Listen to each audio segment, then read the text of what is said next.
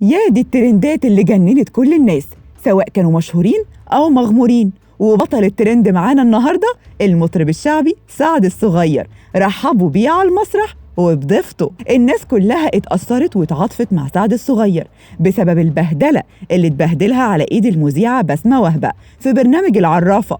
وكلنا قلنا هي ازاي سمحت لنفسها تعمل فيه كده، ولا يعني هو علشان سعد طيب وغلبان؟ طيب هي ليه عملت في حمو بيكا كده برضه وحسن شاكوش وغيرهم من اللي كنا فاكرين إن بسمة بتستغل ضعف شخصيتهم؟ لأنها ببساطة ما قدرتش تعمل كده مع تامر أمين ولا لوسي ولا حتى محمد الباز. سعد الصغير بقى بذات نفسه هو اللي فكلنا اللغز ده. سعد امبارح كان ضيف برنامج القاهرة اليوم اللي بيقدمه الفنان إدوارد، فإدوارد قال له هات لي من الآخر وقول لي انت ازاي تسكت على اللي اتعمل فيك في برنامج العرافة؟ قول الحقيقة، علشان إذا كنت أنت فنان فأنا فنان، وفنان على فنان ما يرلش يمان.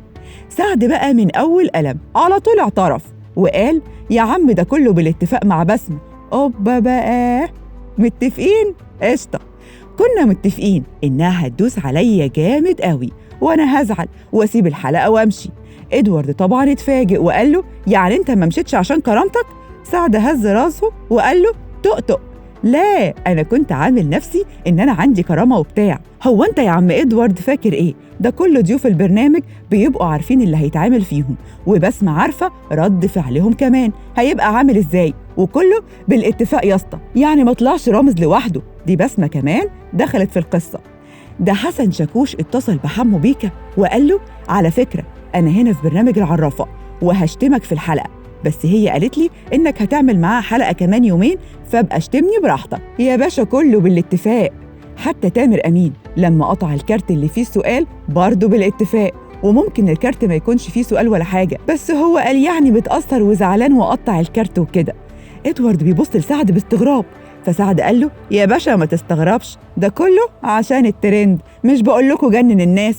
وكل برامج رمضان بالشكل ده، كله بالاتفاق، والمصلحة بتعم مع الضيف والمذيع وعلى البرنامج والقناة وليلة، وهو الجمهور بيتسلى ومش خسران حاجة. فإدوارد بيقول له بس أنا مش متفق معاك، تقول إيه يا سعد؟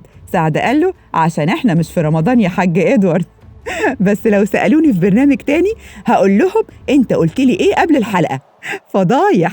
قلت لكم من الأول إن سعد ده فضيحة، لكن أنتوا ما صدقتونيش، على الله تكونوا صدقتم بقى.